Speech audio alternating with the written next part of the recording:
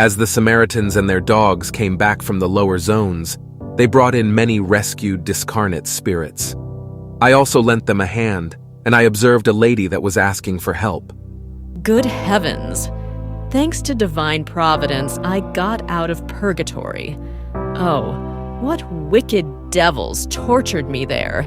What a hell! But angels of the Lord finally came. I was extremely curious as I helped her down. This was the first time I had heard references to hell and purgatory from someone who seemed calm and reasonable. I let my curiosity get the best of me and asked, "So have you come from far away?" Speaking like that, I was putting on an air of profound fraternal interest like I used to do on Earth, completely forgetting Laura's wise recommendations for the moment. Very far indeed. On Earth, my son, I was a very good woman. I did a lot of work for charity and said my prayers with sincere devotion. But what can one do against the wiles of Satan? Upon leaving the world, I found myself surrounded by monstrous beings, which dragged me with them into a real whirlwind. At first, I implored the protection of the celestial archangels, but those hellish spirits kept me prisoner nonetheless. However, I never lost hope of being rescued at any moment, because I had left some money to have monthly masses said on my behalf. Yielding to the noxious habit of making inquiries about matters that were none of my business, I insisted, "That is so interesting. Didn't you try to find out the reason for your stay in those regions?" Absolutely not.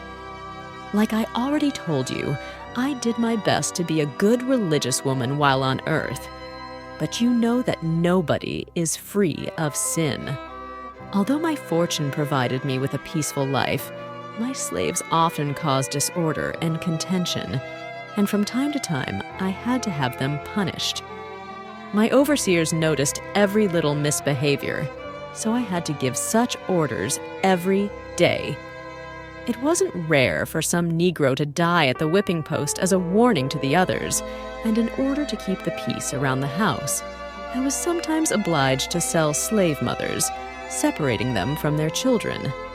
I felt the sting of my conscience on those occasions, but I confessed every month when Father Amancio visited the plantation. So I was free of those venial sins because, having received absolution in the confessional and having taken communion by eating the sacred bread, I felt renewed in my duties towards the world and God. I was shocked by her story and began to instruct her. "My sister, that kind of spiritual peace was false. The slaves were also our brothers. In the eternal Father's eyes, the children of servants are the same as the children of masters." At my words, she stamped her foot as if she knew better and said, irritated, "Impossible. Slaves are slaves. If that weren't so, religion would teach us otherwise. If there were slaves in the houses of bishops, why shouldn't there be any on our plantations? Who would work the land if not them? Believe me, it was an honor for them to live in my slaves' quarters.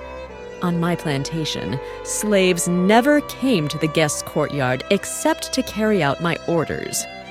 Our virtuous father Amancio once told me at confession that Africans are the worst creatures in the world, born exclusively to serve God in bondage. So do you think I would have any scruples in dealing with such creatures? Have no doubt about it. Slaves are wicked beings, the children of Satan. I sometimes admire my own patience with which I used to tolerate that sort of folk.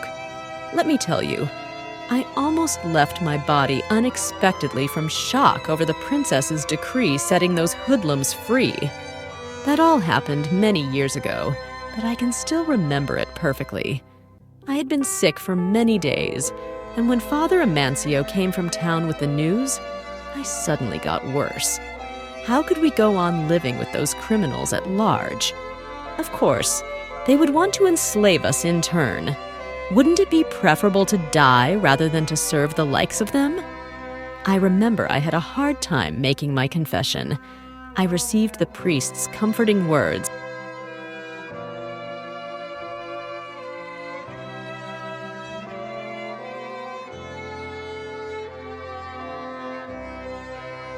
And when did you arrive?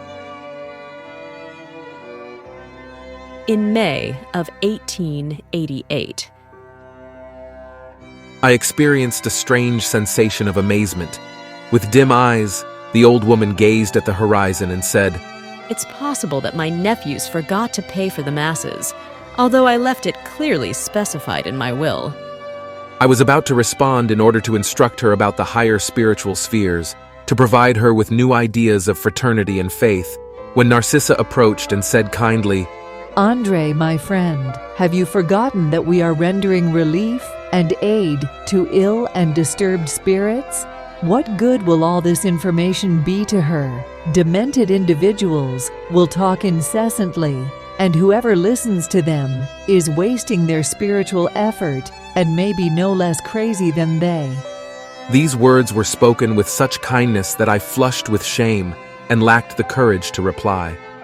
Narcissa then remarked gently, Don't worry about it. Let's get back to helping our deranged friends. The old woman seemed worried and asked, But do you really think I'm one of them? Displaying her excellent psychological skills, Narcissa looked at her kindly and explained, Of course not, my friend. I didn't say that. Even so, I think you must be worn out. Your purgatorial effort lasted a very long time. You're right. You're right. You can't imagine what I've suffered, tortured by those demons. The poor creature was about to begin the whole story over again, but teaching me how to behave in such circumstances, Narcissa cut her short. Don't talk about evil. I already know all about your bitter and painful experiences. Calm down and be assured that I will assist you very soon.